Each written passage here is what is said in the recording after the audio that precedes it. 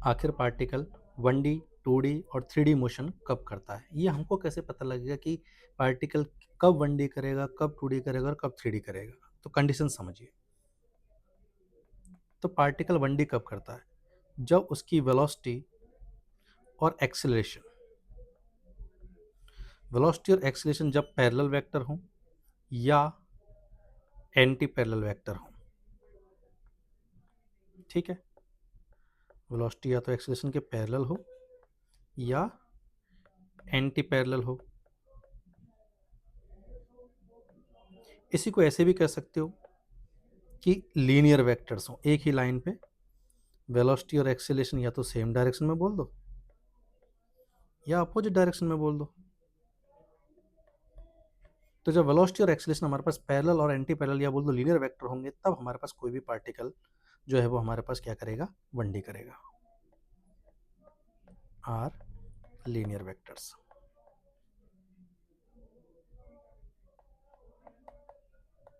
ठीक है, जैसे कि एग्जांपल से समझते हैं कि मान लो हमने एक पार्टिकल को वेलोसिटी दी u आगे और उसका एक्सेलरेशन भी आगे है, तो कैसा मोशन होगा उसका?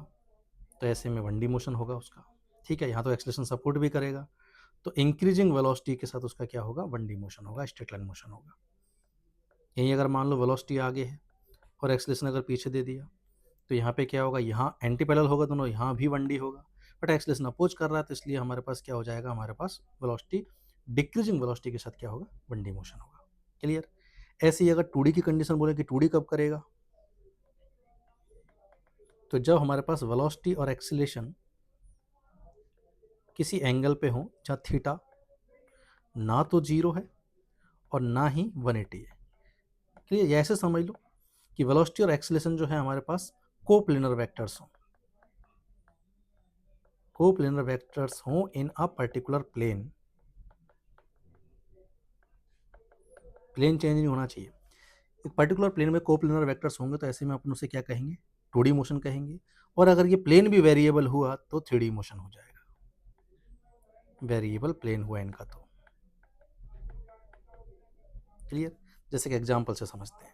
जैसे हॉरिजॉन्टल प्रोजेक्टल मोशन में क्या होता है हमारे पास, सबको अगर पता हो तो, हॉरिजॉन्टल प्रोजेक्टल मोशन में मान लो हॉरिजॉन्टली वेलोसिटी दे दी u, ग्रेविटेशन एक्सेलरेशन लग रहा है g नीचे की तरफ, तो पार्टिकल को वेलोसिटी तो किधर ले जाना चाह रही है? हॉरिजॉन्टली, बट एक्सेलरेशन क्या करेगा? इसकी वेलोसिटी को मोड़ के अपनी डायरेक्शन में ले आ जाएगा।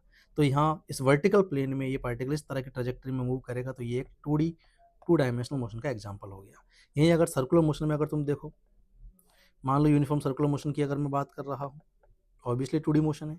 इसमें भी क्या होता है? वेलोसिटी हमेशा टेंजेंशियली होती है और एक्सेलरेशन टुवार्ड द सेंटर होता है। तो कोप्लेनर वेक्टर होना जरूरी है 2D के लिए। उम्मीद है सबको समझ में आ गया होगा कब 1D होता है, कब 2D होता है, कब 3D होता है। और आप आराम से वेलोसिटी और एक्सेलरेशन को देख करके ये कमेंट कर सकते हो कि हमारे पास जो है मोशन कब 1D होगा या 2D होगा। तो एक एग्जाम्पल और देखिए, एक सवाल है हमारे पास कि वेलोसिटी है पार्टिकल की आई कैप प्लस 2j कैप और एक्सेलरेशन है पार्टिकल का 3j कैप। बताइए 1D होगा या 2D होगा? कमेंट बॉक्स में अपना आंसर दीजिएगा।